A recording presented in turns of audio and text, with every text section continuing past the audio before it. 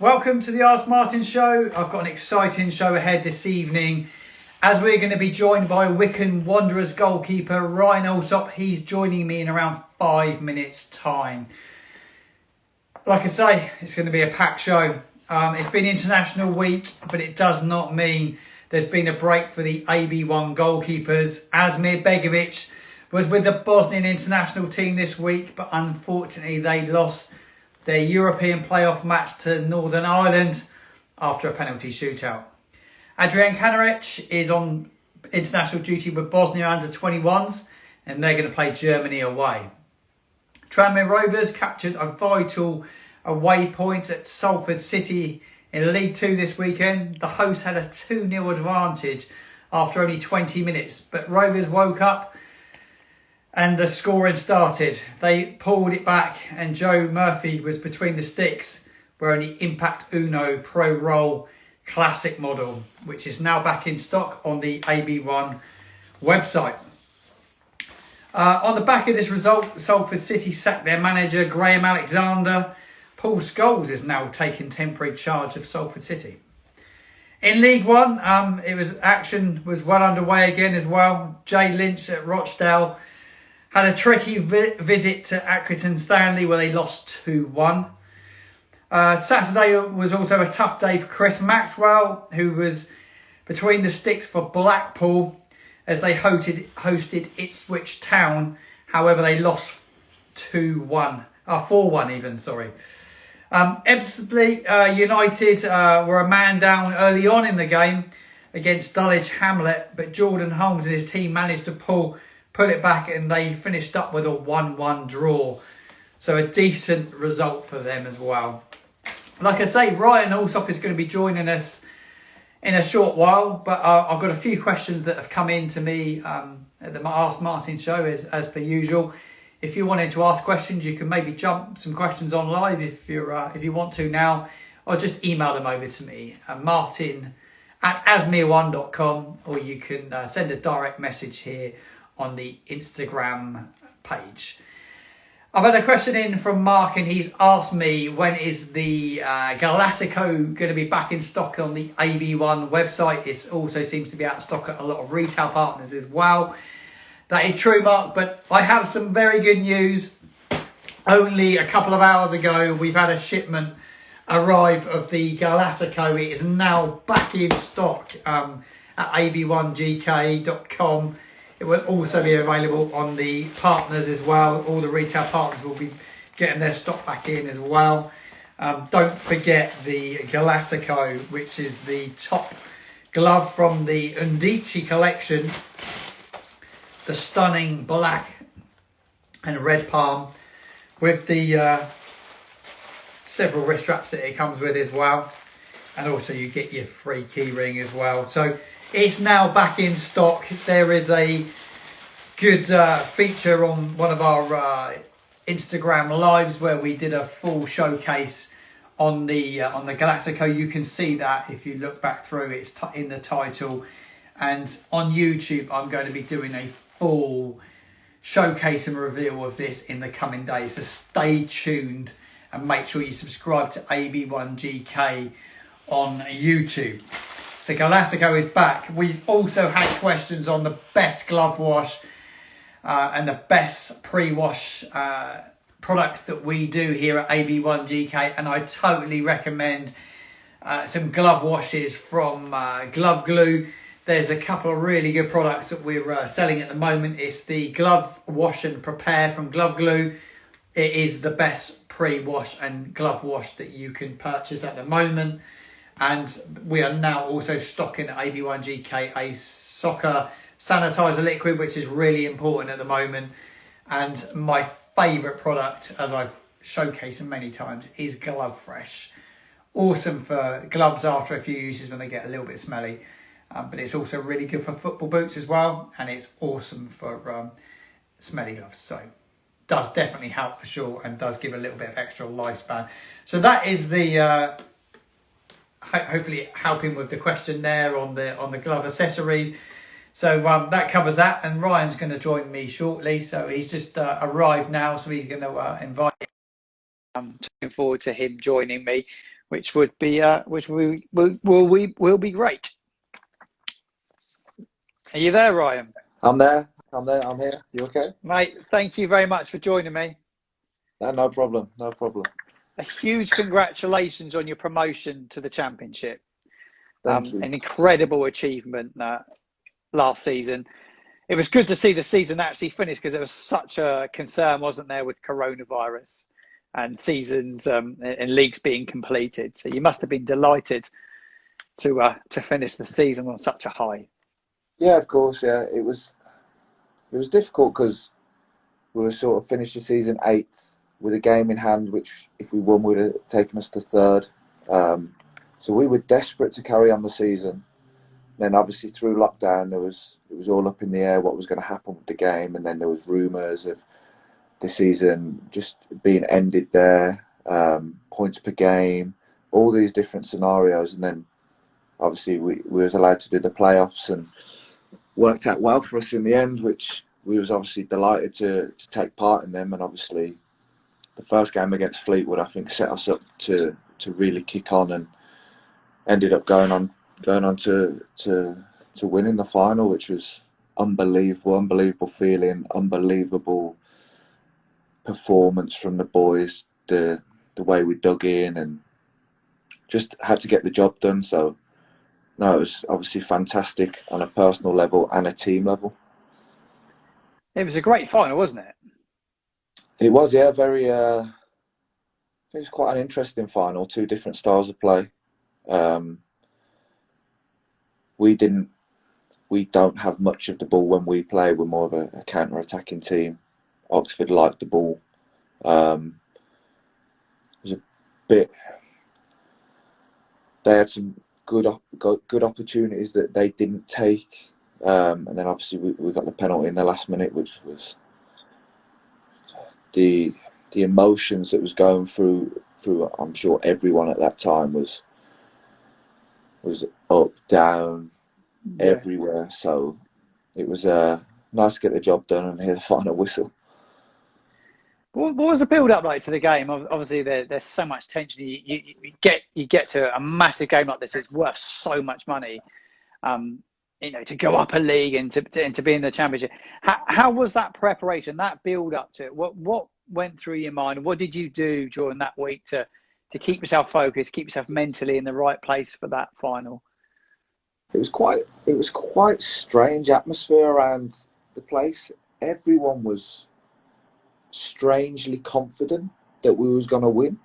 Even I remember the day of the game, David Stockdale, I think a song come on the radio, and he was like, I don't, it must have been a song that obviously close to him, and he was like, "We're gonna win today," and I think that just went through the whole squad. The confidence that we had going into the game, it was quite relaxed. Obviously, there was a few nerves before the actual kickoff, but the day before and the week before, everyone was very relaxed. The standard in training was very good, and um, it was quite, as I say, it was just a little bit strange how confident we went into the game, and obviously we just felt like it was meant to be, and it was our time to sort of um, impose ourselves and obviously get Wycombe promoted. You talk about nerves. What were your nerves like as a keeper in those final few hours and the build up to the match? How did you feel? Obviously, a little bit nervous, a little bit more nervous than usual. Um, but to be honest, when I get nervous more in like team meetings when we're discussing the game and discussing the opposition. But as soon as I go out onto the pitch, whether it be warm up or the game, it feels it just feels normal. Like it feels familiar. So Yeah, them nerves just you feel comfortable at home, yeah. yeah, like it just instantly goes, and you know you've got a job at hand. So you just focus on that, and obviously a lot of it's to do with concentration in our position. So um, yeah, strangely, it just felt familiar and just like a normal game. Right, and talk to me about Wembley as well, because it's obviously playing at Wembley is a pinnacle of many players' careers. What was it like there with no fans as well? What was that atmosphere like? Um, it was strange. It was really strange, as I'm sure every professional will tell you in every stadium across the country. Um, it didn't really.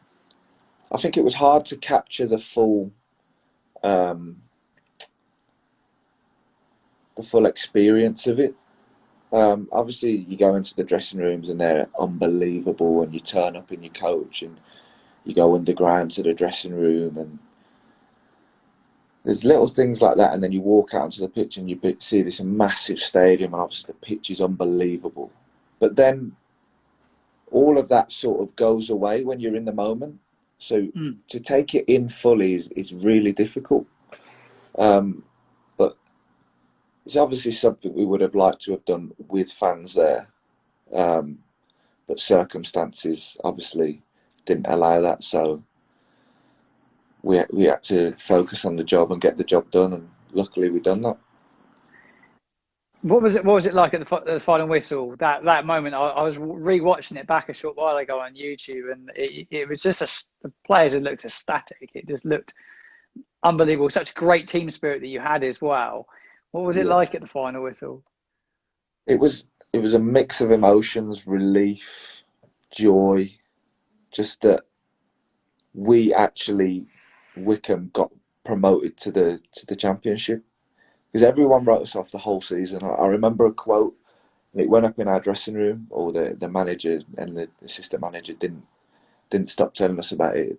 I think it was they said Wycombe are like an elephant in a tree, and like that stuck with the boys, and I think that Yeah, gave us the extra edge that everyone wrote us off to sort of push through it and prove people wrong. And still now people, it's been a difficult start to the season, and people are going to say all them things again, but we yeah. know that things will turn eventually, and we just have to stick together and keep doing what we're doing, and hopefully things will change. And that's all we can do. As long as we can look ourselves in the mirror, know that we're doing all we can do.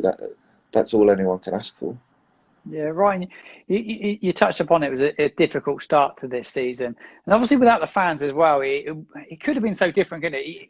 Your home fans, those home games become so important, don't they? Is it been a big miss not having your fans at home there? It has, yeah. They obviously give you the extra edge, and I know it's the same for every other team as well. But with us being such a small club and the underdogs in pretty much every game this season, they would give us that extra edge and that extra Yeah, spur to push us on a little bit in challenging moments. So they have been a big miss, I feel. Um, and obviously, no one can wait to have fans back in the stadiums, can they? So circumstances aren't allowing that at the moment. So we just have to sort of sit tight and wait and see what will happen. But I'm sure I speak for everyone when they say they just want things back to normal. yeah, no, definitely. How's training been for you, sort of, over the last few weeks? Some sort of top tips for sort of some of our young goalkeepers tuning in. We have a lot of young goalkeepers tuning in. What do you do on a week to week basis in training, Ryan? Is there any specific elements of your game that you work on? Um, the specifics we work on much depends on the team we're playing. So, for instance, we played Rotherham um, early on in the season, and they're quite direct like us. So there'd be a lot more crossing incorporated into the sessions. Also, if a team like Swansea, who we played, they've got Andre Ayew um, and Morgan Gibbs White, who like to cut inside and um, shoot with their right, bending it in. So they're the little things that we'd work on in training, um, and they'd be tailored to each team that we play. So that's obviously the goalkeeper coach's job, and the goalies have a little bit of input, but mainly we leave it down to the goalkeeper coach. Who's your coach this season, Ryan? It's Andy Fairman. Andy Fairman. So he joined a couple of seasons ago when I first signed back for Wycombe. So I think he's been at Everton under 23s. he's been at Wigan, Blackpool. So Yeah. he's been at a few good clubs. You look back over your career and you look at coaches you work with. Is there key people that stand out sort of over your professional playing career? Sort of a coach that's had a real impact upon your game. Yeah, the main one that stands out for me is probably Neil Moss at Bournemouth. I was with him a long time. He was I feel like he was a big figure in my life because he was there. I was at Bournemouth from 21, and that's obviously still very young. And I feel like he had a big impact on me through the years that I was there, and he improved my game no end. There's obviously there's another one. My youth goalkeeper coach, Mark Naylor, who's now at Villa. He was at West Brom. So I was with him from 14 to 18, and they're probably the two coaches that I've worked for the longest period of time with, and I've seen the biggest difference in my game, overall game, working with them, because obviously it was such a long period of time with them. So probably them two. Yeah. So, Ryan, you talk about your career at Bournemouth there. So how did it come about becoming a goalkeeper? Obviously, you go back to your sort of your youth in football. When did you first become a goalkeeper, Ryan? From very, very young. My dad used to take me to a soccer school on a Saturday when I was about 4 years old. And they let me in. My dad knew the coach, so they let me in a little bit from when I was a little bit younger. And they always used to say, towards the end of the session, there was games, and they used to say, put your hands up if you want to go in goal. So I'd always put my hand up. I'd always want to make saves. I wasn't bad outfield either, but I'd always want to go and make saves. And my dad used to say, if you put your hand up again, I'm not taking you. And every week I'd put my hand up to go in goal. And they asked me to then play for the local team for the year above. Probably partly because no one else wanted to play in goal, and partly because I was all right. So that's how I become a goalie, and I just stuck with it, and then got scouted from when I was 10 years old by a few different clubs. So I was lucky in that sense to be able to go into an academy to further my development. Which academy did you go into? So I got scouted. The first trials I had was at Coventry. But it was a little bit too far to travel after school on an evening. So I had trials at Villa.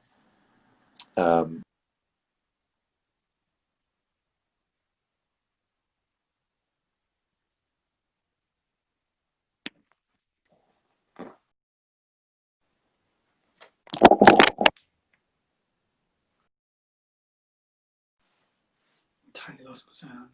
It's not. Yeah.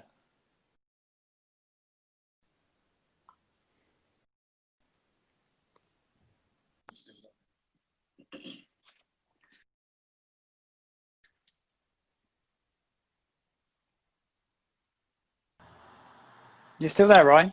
Yeah, I'm still here. Sorry, where did you lose me? I was Like, babbling on a bit.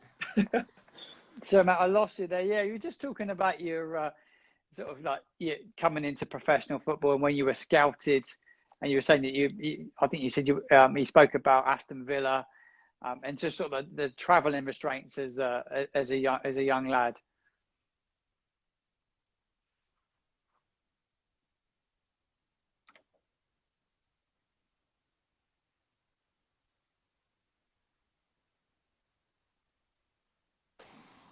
Sorry, I'm back now. I'm back. Good I man. caught the end of that. So yeah, so I went to Villa and they didn't take me. They said no. And I ended up signing for Wolverhampton Wanderers, and I was there from 10 to 13, I think, and then they released me, which was obviously very hard to take. And then I just went and played with my friends for a little bit. I played outfield actually when they released me. I went to play outfield and then decided that it wasn't for me. And then I ended up signing for West Brom. So I was Awesome. there till 18. What top tips would you give to any young goalkeeper trying to make it in the game now? There's a lot of young lads that tune into this that are desperate to become professional goalkeepers. What would you say to them? The obvious one is don't give up. I've had loads of setbacks of people telling me that I'm not good enough, and especially at a younger age. There, Wolves released me, West Brom released me, and it wasn't quite for them. But there's always someone. Football is a game of opinions, so there's always going to be people that don't like you and people that love you. So that's the first one, and the second one is always be willing to learn. You're never too old or too good to pick up new tips or learn new things. Like it's about trying new techniques that even if you're not comfortable with them, try them, and if it doesn't work for you, then find something else. So it's not one rule for everyone. Everyone has different styles and different techniques, and it's about finding what's right for you. I think that's very important. Yeah, no, definitely. Brian, what gloves are you wearing this season from AB1? What have you decided to wear? You're new to the brand. You're a new endorsee. Yeah. What have you chosen? So I'm wearing the Neros. I tried the Galactico, um, but the Neros just edged it for me. I think they're both brilliant, but the Neros edged it for me. So you're wearing the same model as Asma himself. Yeah, yeah. So They're a nice unbelievable fit, aren't gloves. they? Really Do you good. like the negative cut? Yeah. I love the negative cut. Yeah, the fit, the comfort, the grip. Um, Very good glove. Very, very good glove. Brian, as a professional goalkeeper, loads of people ask this. How many gloves would you wear in a whole season? That's probably might be Um, difficult to kind of guess, but it's I have a difficult, rough but idea. I'd guess between 30 and 40. Yeah, it's Um, a good few, isn't it?